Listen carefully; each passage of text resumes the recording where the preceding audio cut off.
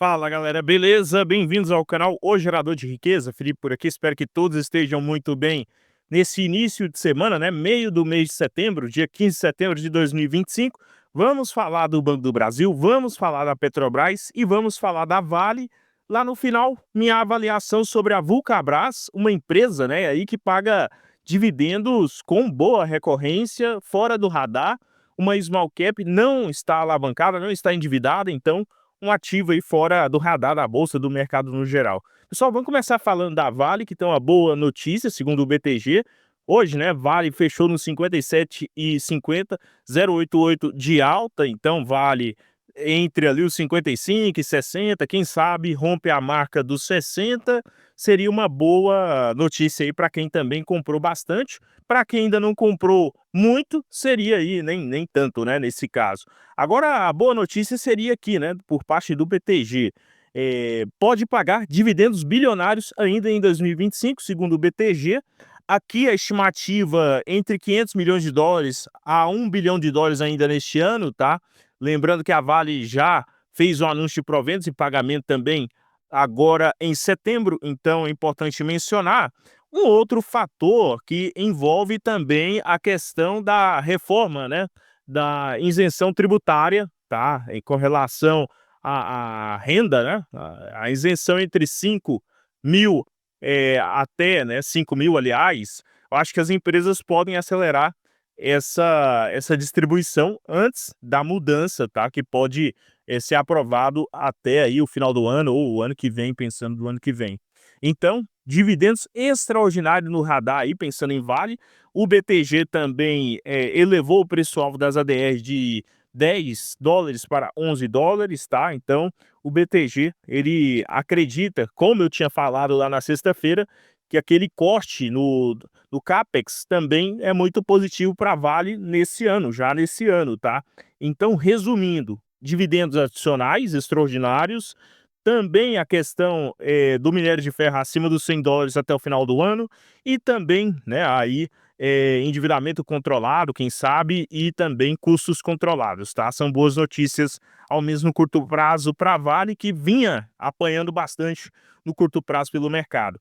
Banco do Brasil, 21,82, 2% hoje. Aí vai voltar, na minha visão, aquela discussão sobre a questão da Lei Magnitsky, né? Se faz preço ou não.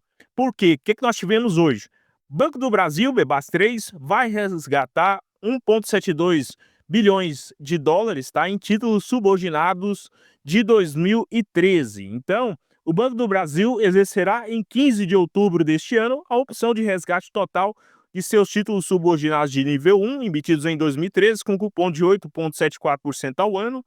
Os títulos foram emitidos originalmente em 2 bilhões e atualmente tem 1,72 bilhão em circulação de dólares, tá?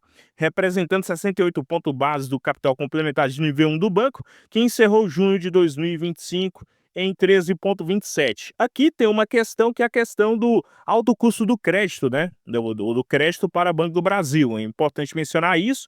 E a segunda questão, né? Segundo o Banco do Brasil, a estratégia de gestão de ativos e passivos prioriza a emissão de letras financeiras perpétuas no mercado brasileiro sem impacto relevante esperado na liquidez ou no capital complementar de nível 1.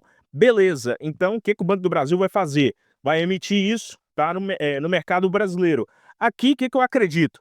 A narrativa lá, né, ou a dúvida com relação à Magnitsky vai voltar à discussão nas próximas semanas, na minha visão, depois que nós tivemos, né, agora a condenação do ex-presidente Bolsonaro e a questão aqui também, né, que no início do mês nós tivemos, o Banco do Brasil prepara plano de contingência caso os Estados Unidos intensifique sanções por causa da Lei Magnitsky. Ou seja, pessoal, o que eu acredito? Que isso vai voltar a ser discutido, tá? Ou o mercado poderia estar precificando isso. Claro, vamos esperar os fatos, mas é aquilo, né? Isso não vai passar à tona, essa discussão ela irá voltar e pode fazer preço nos dando boas oportunidades em Banco do Brasil, tá? E, né, quem sabe isso já não faz parte do plano de contingência também da diretoria. Vamos aguardar. Agora, com relação à notícia que temos sobre a Petrobras fez um investimento na África, né? Então, hoje fechou nos 31,45, 0,87% de alta hoje. Só que o que chama a atenção foi um ataque nesse final de semana por parte da Ucrânia, né, um ataque com drones contra uma refinaria russa, uma das refinarias mais importantes de petróleo na Rússia, que né, representa esse ataque, mirou uma instalação que representa 6,4% da capacidade de refino russo, tá? Então, isso pode fazer preço no petróleo, tá? Petróleo Brent, e WTI, então faz preço, na minha visão, uma vez que uma possível baixa do petróleo vai sendo adiada, postergada por esses fatores, né? Aqui que nós temos também lá na guerra Rússia e Ucrânia. Então é um fato que acho que não foi muito noticiado hoje pelo mercado financeiro, mas que pode fazer preço aí em Petrobras no sentido de manter, né, aí a capacidade de geração de caixa da Petrobras com a commodity um pouco mais alta, nesse caso aqui o petróleo, tá? O movimento da Petrobras foi em direção, né, a se tornar sócia lá no país São Tomé e Príncipe, né, no qual adquiriu uma participação de 27% no bloco 4 offshore, tá? Junto com a Shell, que já tinha 30%, sendo a operadora, a Galp, tá? E a ANP STP 15%. Então, nesse caso, tá? A Petrobras já participava da atuação nesse país, na África, né? São Tomé e Príncipe, desde 2024. O mercado reagiu bem, tá? O mercado vê isso daqui como uma estratégia da Petrobras em diversificação, tá? O Bradesco BBI acredita que reforça a estratégia da estatal na exploração na África e se alinha à diversificação do seu portfólio de longo prazo, fortalecendo o foco da empresa em novas fronteiras e em parceria na exploração de petróleo e gás, tá? Então, o BBI espera que o valor pago pela participação seja baixo, dada a característica altamente exploratória do ativo. Então, aqui nós temos um fator que o mercado reagiu bem, reagiu positivamente nesse investimento realizado pela Petrobras, que pode ter um custo considerado baixo e um retorno alto, segundo a estimativa aqui das casas de análise, tá? Vamos aguardar isso na prática mesmo, né? Se irá se desenrolar isso na prática mesmo, tá? Agora, vamos falar por último sobre a Vulcabras, um papel que está fora do radar do mercado nesse ano, né? Subiu 12% nesse ano. Se você tivesse comprado na janela ali pós-março, né? Entre abril e mantivesse até setembro agora, teria ali nada mais, nada menos que 50% de alta, né? Nada mal para uma small cap. Vulcabras, para quem não sabe, ela é detentora, se eu não me engano, das marcas Olímpicos e também Mizuno, né? Sendo o carro-chefe a marca Mizuno, tá? A Vulcabras é uma small cap que surpreende, né, pela não estar alavancada, né? Trabalhar com capital próprio e não está tão cara assim, né, com relação às outras small caps que subiram um pouco agora. Aqui eu coloquei, né, o carimbinho entre caro, que eu achei caro, ou o que eu achei interessante de interessante, né? Por exemplo, uma small cap de crescimento que negocia 6,9 vezes. Para mim, interessante. Porém, negociar 1,68 vezes preço sobre receita, eu já acho um pouco caro para considerar nível Brasil, né? Sendo que você tem outros negócios que, independentemente do momento da economia, vão te entregar um bom retorno, tá? E não vão negociar nesse patamar de preço sobre receita, tá? Mesmo assim, vamos em sequência, né? Você tem uma empresa que negocia 2,35 vezes preço sobre valor de patrimônio, porém, né, é importante falar que estamos falando também aqui de uma small cap e também, né, ela negocia nessa média aí como prêmio recente do mercado, tá? Ela negocia aí nos últimos 5 anos com essa média. Paga um excelente dividend yield de 12%. Aqui, né, metade do lucro, 51%, é distribuído aos acionistas. Isso para mim é interessante. Uma margem líquida de 24%, margem bruta de 41%, ambos interessantes. EV/EBITDA de 6,87 vezes, também um pouco interessante, né? E negocia com um ROI de 34% aproximadamente. Acho que é difícil de manter isso aqui, tá, pessoal, no médio e longo prazo, porque no momento de virada da economia, numa queda econômica, uma crise econômica, dificilmente uma pessoa deixará de pagar a conta de luz, deixará de fazer ali o seu empréstimo no banco, ou pagará o seu seguro ou empréstimo no banco para comprar um novo tênis ou uma nova vestimenta para exercício físico ou algo do tipo, tá? Então é importante mencionar isso. Por isso que eu acredito que no longo prazo esse ROI, se esse ROI irá aqui dar uma corrigida. ROI de 24%.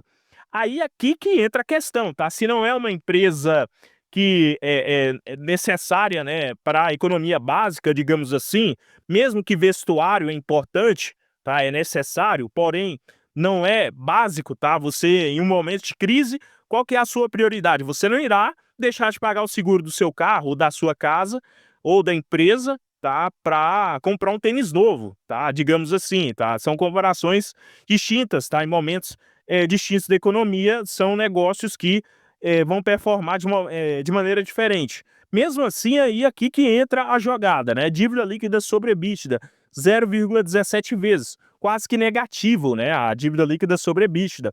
Empresas de varejo e de commodities têm que ter um endividamento necessariamente interessante ou baixo, tá? Tem que saber trabalhar com capital. Por quê?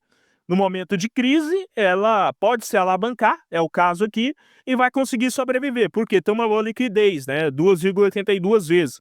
Aí nós vemos aqui um crescimento da receita de 22% em média nos últimos anos, crescimento do lucro em 90%, dois fatores excelentes, positivos, tá? Então, por último, tá? Aqui o que me chamou bastante atenção foi a política de dividendos. A Vulcabras, né, com o código aí negociado em bolsa de VULC3, estabeleceu em 2024, no ano passado, uma política de dividendos mensais para garantir maior previsibilidade aos seus acionistas. Além disso, a empresa tem distribuído proventos extraordinários em função de resultados positivos. Aqui está a política de dividendos mensal. A partir de agosto de 2024, a empresa passou a pagar dividendos mensais no valor de 0,12 por ação, tá? Então aqui um fator positivo. Aí aqui entra a dúvida que eu tinha trazido, né? A questão, tá? Boa parte da receita, 94% vem de calçados esportivos, tá? Então ali a marca Mizuno e 9% de vestuários e acessórios, tá? Estamos falando, por último, aqui de uma small cap que não depende das eleições para dar certo, então ela não depende lá do trade Tarcísio ou algo do tipo, e também não depende, né, da queda e dos juros. Claro que a queda dos juros pode aumentar o consumo aí no varejo e tudo mais, ou algo do tipo, pode impulsionar, só que ela independe disso. Ela cresceu, nós vemos ali nos últimos 5 anos, tanto em governo Lula como também em governo Bolsonaro, tá? Só que aqui entra dois fatores para o investidor prestar atenção antes de colocar na carteira, ou se for colocar na carteira, estudar melhor, né, os próximos relatórios, as próximas reuniões aí da administração, o investidor ficar de olho que em um momento de crise econômica, essa política de dividendos, será que sustentaria, né? Será que a primeira coisa que seria cortar aqui seria os dividendos? Tá? Então, um fator a prestar atenção.